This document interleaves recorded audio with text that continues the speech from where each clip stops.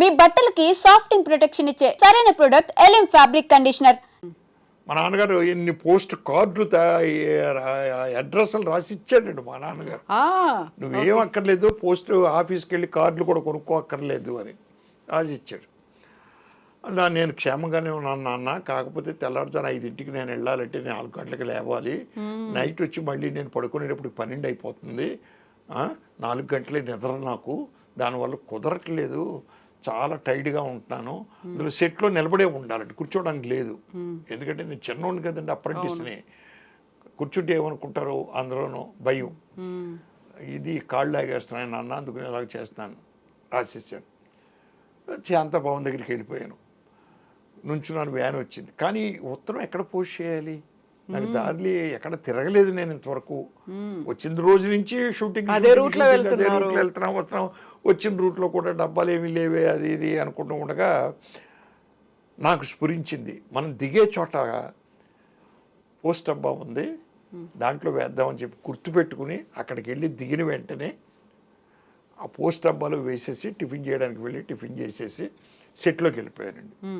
సెట్లోకి వెళ్ళిపోయిన తర్వాత shooting start అయిపోయింది, జరుగుతుండగా గంట తర్వాత ఫ్లోర్ ఇన్ఛార్జ్ వచ్చాడండి, ఇక్కడ ఎవరయ్యా రేలింగ్ నరసింహారావు అని అడిగాడండి. అదికి మా అసోసియేట్ డైరెక్టరు, ఏమే ఏం తప్పు చేసావు నువ్వు, ఫ్లోర్ ఇన్ఛార్జ్ వచ్చి అడుగుతున్నాడు నీ పేరు, నేనేం చేయలేదు సార్, టిఫిన్ చేసి లోపలికి వచ్చాను సార్, అది ఇది, ఏమంటే ఏంటి ఏం చేశాడు మా ఊడు, ఏం చేయలేదు, ఉత్తరం వచ్చింది అతనికి అన్నాడు. నాకు ఉత్తరం రావడం ఏంటండి, ఏమో తెలియదు తీసుకోండి. అదేంటి సార్, మా నాన్నగారికి ఉత్తరం రాసి ఇప్పుడే వేసిన డబ్బాలను మళ్ళీ వెంటనే రిప్లై వచ్చింది ఏంటి సార్ అన్నాను. ఏది అన్నాడు, చూస్తే నేను రాసిన ఉత్తరమే. ఇదేంటి సార్ నేను రాసిన ఉత్తరం నాకే వచ్చిందండి, ఎక్కడ వేసేవన్నాడు. అదే అదే సెట్ రా, అది సెట్ స్ట్రీట్ సెట్ అండి, స్ట్రీట్ సెట్లో పోస్ట్, అంత నాలెడ్జి లేని వ్యక్తిని నేనండి. అటువంటి వ్యక్తిని 75 సినిమాలకి నన్ను తీర్చిదిద్దిన ఘనత గురువు గారిదే మరి, డెఫినెట్గా రండి. అందులో 75 సినిమాల్లో ఆల్మోస్ట్ 75-80% రాజేంద్ర ప్రసాద్ గారు, చంద్రమోహన్ గారు, ఇద్దరు ఎందుకలా వాళ్ళతోనే ఆల్మోస్ట్ ఒక 60 మూవీస్ అయినా చేస్తుంటారో ఇద్దరితో కలిపి 35 సినిమాలేమో రాజేంద్ర ప్రసాద్ అండి, 24 సినిమాలేమో చంద్రమోహన్ అండి. ఎందుకలా అంటే ఇప్పుడు ఒక షాపులో వస్తువుకు డిమాండ్ ఉందంటే ఆ షాపుకు పరిగెత్తుకునే ఆ వస్తువు కోసమే వస్తారు తప్పించి మిగిలిన వస్తువులు తీసుకెళ్ళరండి. అవును, వాళ్ళ యూఎస్పీ అదే ఉంది, అక్కడే బాగుంటుంది క్వాలిటీ అని అది తీసుకుని వెళ్ళిపోతారు, మిగిలిన వస్తువులు ఎక్కడో కొనుక్కుంటారు. అలాగే నా దగ్గర ఏమైంది, ఓ చంద్రమోహన్ రాజలంక నరసింహారావు హిట్లు వస్తున్నాయి సినిమాలు, సో చంద్రమోహన్ తోటి రేలంక నరసింహారావు కాంబినేషన్లో సినిమా తీద్దామని ప్రొడ్యూసర్లు వచ్చారండి. ఇది అయిన తర్వాత రాజేంద్ర ప్రసాద్ నాకు సెకండ్ హీరోగా స్టార్ట్ అయ్యాడు. అటువంటిది రాజేంద్ర ప్రసాద్ హీరో అయిపోయాడు, వంశీ గారిని హీరోని చేశారు అతన్ని. మనం ఎందుకు హీరోయిన్ చేయకూడదు, మనం హీరోగా చేసి సినిమాలు తీయకూడదు అని నేను భామాకారప్ అనే సినిమాతో స్టార్ట్ చేశాను. హిట్ అయింది సినిమా అండి, అక్కడి నుంచి వరుసగా హిట్లు అవ్వడం ప్రారంభించాయి.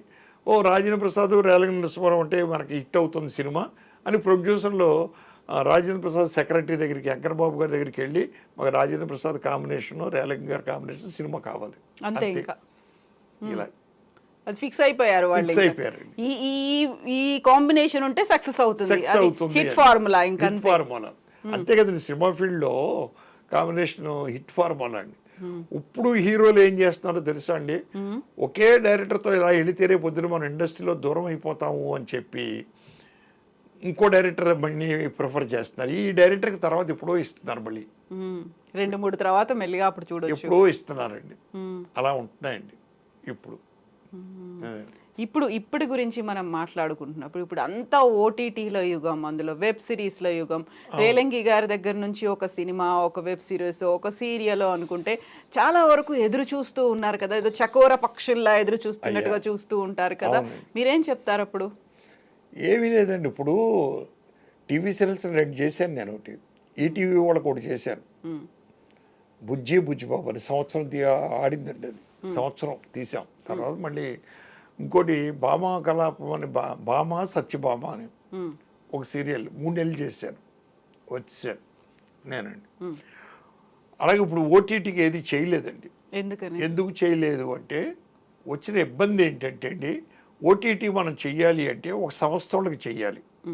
ఒక పెట్టుబడి పెట్టే ప్రొడ్యూసర్ వస్తాడు. ఆ ప్రొడ్యూసర్ని తీసుకుని నేను ఆ సంస్థ దగ్గరికి వెళ్ళి చేతులు కట్టుకుని అక్కడ క్రియేటివ్ హెడ్స్ ఉంటారండి, వాళ్ళకి స్టోరీ చెప్పాలి. వాళ్ళు స్టోరీ నచ్చలేదంటే తిరిగి వచ్చేసి ఇంకో స్టోరీ పట్టుకెళ్ళాలి. నచ్చింది అనుకోండి స్టోరీ, దాంట్లో ట్రీట్మెంట్ రాయమంటారు, చేరుపార్పులు చాలా జరుగుతాయండి. అంటే మనం నిమిత్త మాత్రులు అండి అక్కడ. నాకు తెలిసి కేవలం నిమిత్త మాత్రం, వాళ్ళు రన్ చేస్తారు మొత్తం అంతారండి అక్కడ టోటల్గా. అలాగే షూట్ చేసిన తర్వాత కూడా చూసి మళ్ళీ ఇది సరిలేదు మళ్ళీ రీషూట్ చేయండి అంటారండి. ఇప్పుడు మా నేచర్ ఏంటంటే అండి, మేము సీనియర్ డైరెక్టర్లు అందరం కూడా మా నేచరు, ఇప్పుడు సీనియర్ డైరెక్టరే కాదు ఇప్పుడున్న హిట్ డైరెక్టర్లు కూడా అంతేనండి. వాళ్ళు అనుకుంది వాళ్ళు తీస్తారు, వాళ్ళ స్కూల్లో తీస్తారు.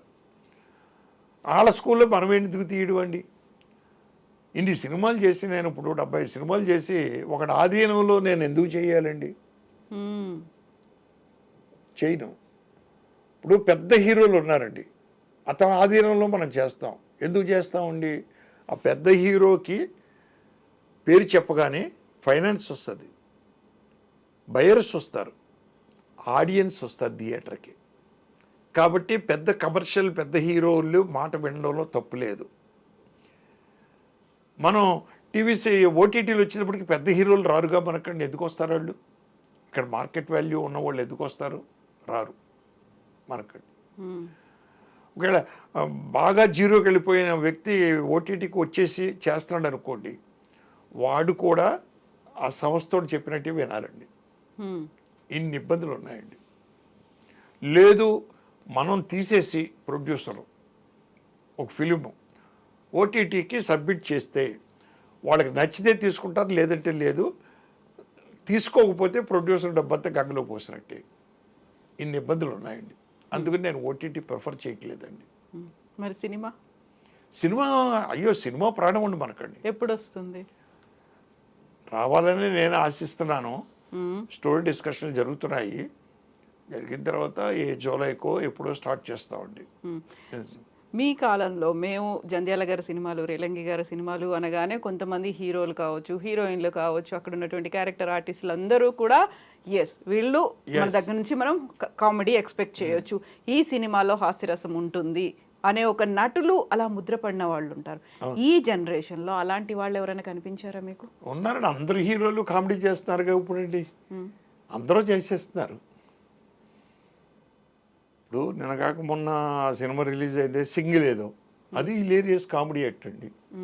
చేస్తున్నాడు, అందరు హీరోలు చేస్తున్నారు. చేయించుకునే దమ్ము డైరెక్టర్కి ఉండాలండి, అంతేనండి. వాళ్ళు ఏమైనా తప్పు చేస్తే రెక్టిఫై చేసుకునే కెపాసిటీ డైరెక్టర్కి ఉండాలి. వాళ్ళు వెకిలిగా చేస్తున్నారు అనుకోండి, అలా కాదయ్యి అలా చెయ్యి అని చూపించాలి. సో అందుకనే డైరెక్టర్ అనేవాడు కథకుడు అయ్యి ఉండాలి, స్క్రీన్ ప్లే రైటర్ అయ్యి ఉండాలి. మీరు కథ మీరు తీసుకురాలేకపోవచ్చు, వేరే కథ, కానీ ఆ కథను జడ్జ్ చేసే కెపాసిటీ మీకు ఉండాలి, స్క్రీన్ ప్లే చేసుకునే కెపాసిటీ మీకు ఉండాలి. డైలాగ్ రైటర్ డైలాగులు రాస్తే ఇది నచ్చలేదు, ఈ డైలాగ్ ఇలా ఉండాలని చెప్పగలిగే కెపాసిటీ ఉండాలండి. అలాగే ఆర్టిస్టు పెర్ఫార్మెన్సు మీరు అనుకున్న విధంగా రాకపోతే నాకు ఇలా కాదు ఇలా కావాలి అని నటింపజేసి చూపించాలండి. డైరెక్టర్ అనేవాడికి ఇన్ని క్వాలిఫికేషన్స్ ఉండాలండి, ఉంటేనే వాడు డైరెక్టర్ అండి. అంతే తప్పించి స్టార్ట్ కట్టు చెప్పడానికి డైరెక్టర్ ఎందుకండి?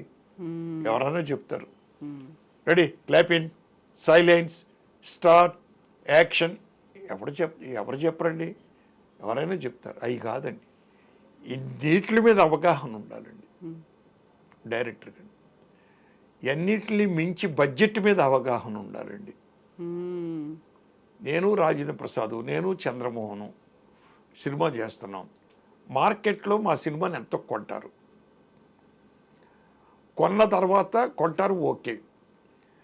మన బడ్జెట్ ఎంత అవుతుంది, ఈ బడ్జెట్ మీద ట్యాక్సులు గిక్సులు కలుపుకుని మనం ప్రొడ్యూసర్కి లాభాలు వచ్చేట్టుగా చూడాలి, క్యాలిక్యులేషన్స్ చేసుకోవాలి.